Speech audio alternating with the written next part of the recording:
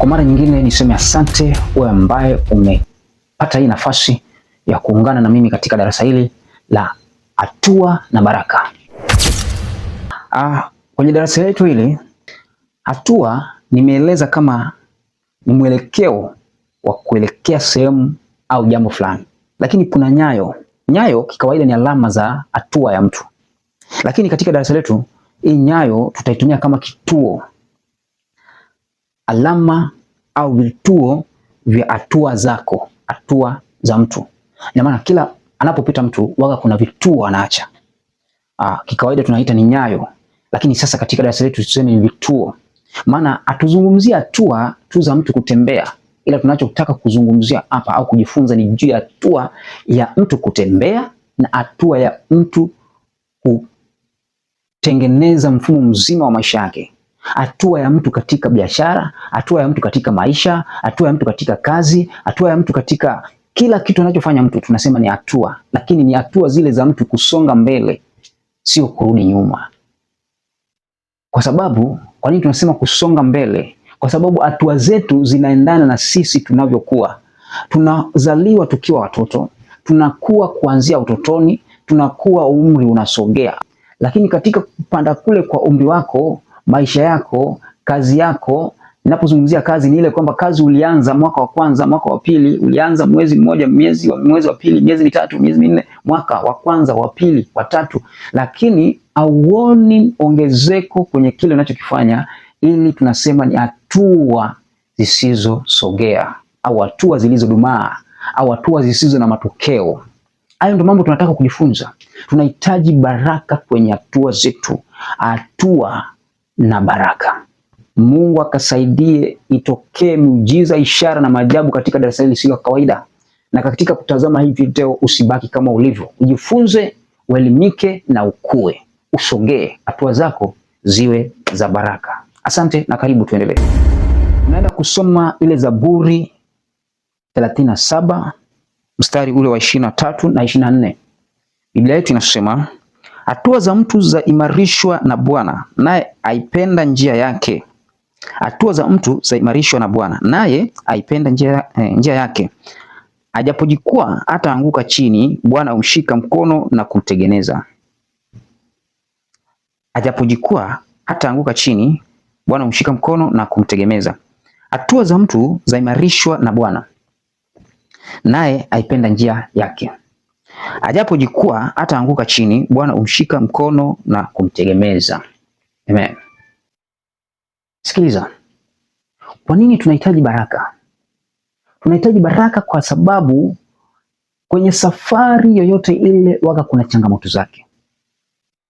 Nimesema hapa, katika vituo ambavyo umevipita wakati ukienda safari yako, ukielekea safari yako, ukielekea jambo fulani, ukielekea sehemu fulani, kuna vikwazo umekutana navyo.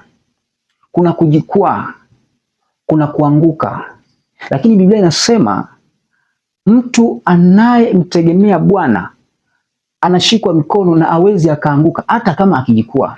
Ndio maana tunahitaji baraka, kwa sababu baraka ni nguvu inayomshika mtu na kwenda naye katika safari yake. Baraka ni macho ya Mungu inayokaa na mtu, inayotembea na mtu, huku Mungu akiwa pembeni yake kila aendako.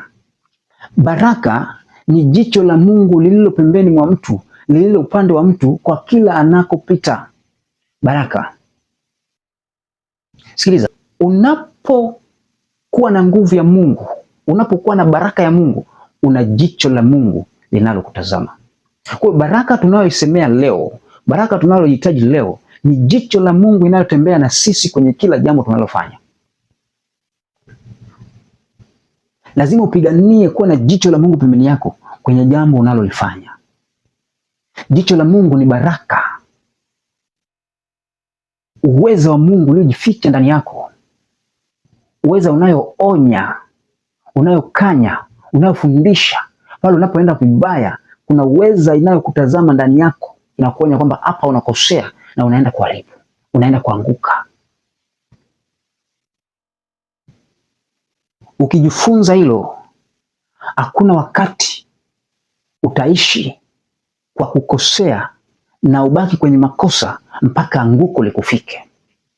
Utajionya mapema, kwa sababu kuna jicho la baraka lililojaa maonyo linakutazama. Ukiwa na baraka ni ngumu kushindwa na maadui zako. Baraka ni jeshi la vita linalopambana hata ukiwa umelala, hata ukiwa umepumzika. Kuna watu wanaweza wakajipanga wakajiandaa kwa kushambulia. Wanaenda kwenye vilinge vya wachawi, wanaenda kwenye vilinge vya waganga, wanaenda kwenye kila aina ya mambo, wanafanya maovu kwa ajili yako, kwa jina lako, wananuia, wanafanya kila aina ya takataka. Lakini kwa kuwa una baraka, hata uhangaiki, kwa sababu baraka ni jeshi kamili la Mungu lililo pembeni yako kuhakikisha usalama wako. Nataka niseme jambo moja. Kama unatazama hii video na umewahi kwenda kwa waganga, nikupe mfano moja. Ukienda kwa mganga, kuna vitu vimewekwa vya kukuaminisha. Biblia inaita hivyo vitu mifano. Vitu vya kuaminisha, mifano. Hivyo mifano waga ni aina ya vitu ambavyo vinawekwa kukuaminisha kwamba ulipoingia ni sehemu salama. Kilichotengenezwa ni ile hali ya kukujengea kwamba ulipo ni salama, lakini kumbe ndo panapokuangamiza.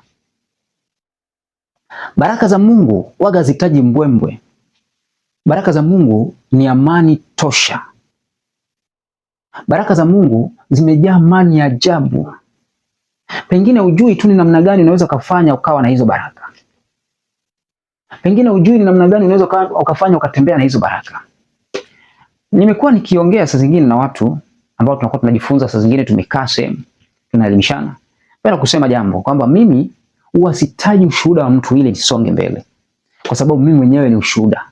Na ninapozungumza habari za waganga sio kwamba sijui kitu, najua vizuri. Na ninaposema kuaminishwa kwa mtu, naelewa ninachokizungumza, naelewa kile nakiongea. Siongei kwa kusimuliwa au kwa kuambiwa. Mimi naongea kitu nakijua, nimekamilika, ni package ambayo Mungu ameitengeneza kwa namna mbalimbali. Mungu ameitengeneza ikakamilika. Kwa hiyo nazungumza kitu nakijua. Baraka za Mungu hazina mizigo. Ulinzi wa Mungu hauna mzigo, na ni ulinzi wenye amani. Kuna wakati unaweza ukatereza, watu wakakuona kama unaelekea kuanguka kabisa, lakini baraka za Mungu zikiwa na wewe, wanasubiri kudondoka na udondoki. Wanasubiri anguko lako la kuanguka chini na uanguki. Baraka za Mungu zikiwa na wewe, umekamilika, una jeshi. Watu wanaweza wakatoka usiku wakafanya mambo yao, lakini wewe una amani, unakoroma. Baraka za Mungu. Kuna wakati unaweza ukafika kwenye biashara yako ukakuta vitu vimefanyika vya kiajabu ajabu, lakini kwa kuwa una baraka za Mungu unaona vitu vya kawaida, unaweka pembeni na unaendelea na maisha yako. Watu wanashangaa na hawachelewi kukuita mchawi. Hizo ndo baraka za Mungu zikiwa na wewe. Ndo tunazozihitaji tutembee nazo kwenye nyayo zetu. Ndo tunazohitaji tuvuke nazo kwenye vituo vyetu. Kila tunapoenda, kila tunapotembea, kila tunalofanya, tutembee na baraka za Mungu. Ukiwa na baraka za Mungu kuna amani sio ya kawaida. Hakuna kitu unaweza ukawa unafanya usitarajie matokeo. Mtu yote mwenye baraka za Mungu anatarajia kuna matokeo. Hata kama matokeo hayaonekani kwa muda huu, lakini yeye ana imani kwamba ninakoelekea ni pazuri zaidi ya sasa. Hizo ndo baraka. Baraka zinamfanya mtu ajiamini hata pale ambapo watu wanamvunja moyo. Baraka za Mungu zinamfanya mtu ajione yeye ni mkubwa kuliko watu au mtu yeyote anayejaribu kuongea kinyume na kile anachokitarajia. Baraka hizo. Ukiwa na baraka unatarajia matokeo. Kuna wakati unaweza ukaanza jambo likawa kama linafifia hivi, lakini kwa kuwa una baraka unajisikia ndani yako, sababu nimesema baraka ni package iliyokamilika. Baraka ina sauti ya Mungu, baraka ina jicho la Mungu, baraka ni ulinzi wa Mungu. Utasikia ndani yako kuna kusukuma kwamba endelea, usikate tamaa, kwa hapo ulikofikia ndo unaelekea pazuri. Baraka za Mungu hizo.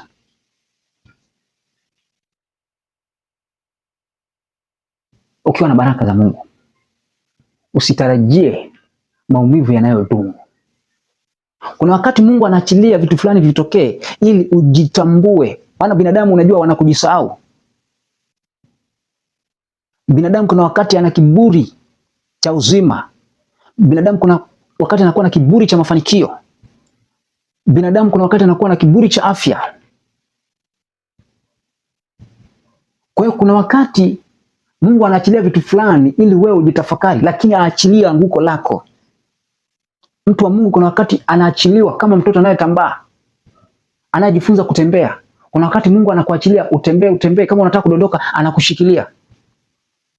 Kwa ile ni wakati wa kujitafakari. Kuna wakati unaona kama mambo yanataka kwenda mabaya. Kama mambo yanataka kuelekea pabaya, kama mambo yanaelekea kwenye anguko hivi. Kama ni mtu wa haraka ukaisahau jicho na sauti ya Mungu unayotembea nayo ambayo ni baraka yako, hapo ndo utaanza kutafuta watu na marafiki ili wakupeleke sehemu zingine. Na hapo mtu wa Mungu unakuwa umejiangamiza. Lakini mtu ambaye anajua kile alichoanza nacho, waga ajisahau. Ndio maana nakwambia kama kuna namna unaona mambo yaendi vizuri, unatakiwa uanze na baraka za Mungu. Na ukishajua umeanza na Mungu, hauwezi ukaisahau, utatembea nayo, utaenda nayo, na mwisho wa siku unatarajia kufika nayo. Ndio.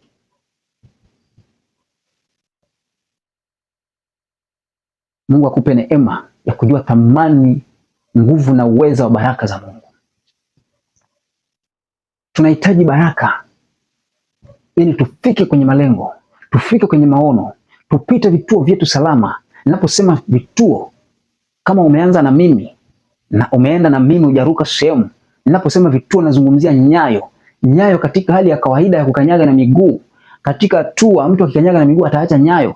Lakini katika hali ya kujifunza nimesema nyayo ni kama vituo au sehemu mtu amepita wakati anaelekea kwenye jambo au kitu au eneo fulani au sehemu fulani. Tunaita nyayo au vituo.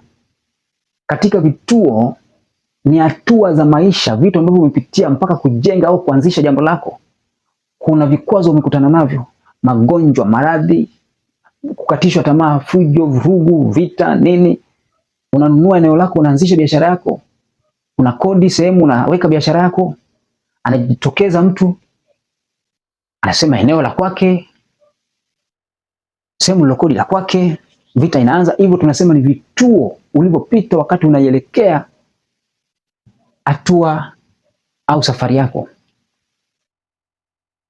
Na ukishinda hayo, unaposhinda hayo, ukiwa na baraka za Mungu, ukashinda pasipo kujikwaa kwa kuingia kwenye vishawishi vya watu na mambo mengine za kichawi na ushirikina, wewe ni mtu mkubwa sana anayetarajia mambo makubwa kwenye maisha yake.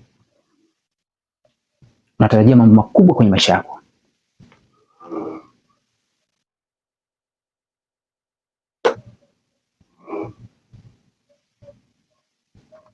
Baraka za Mungu. Baraka za Mungu zinatufanya tutembee kwa ujasiri na kujiamini. Baraka za Mungu zinatufanya tujione tuna kila silaha ya vita iliyoko mbele yetu. Baraka za Mungu ni mwongozo na taa inayomulika njia tunayoipita.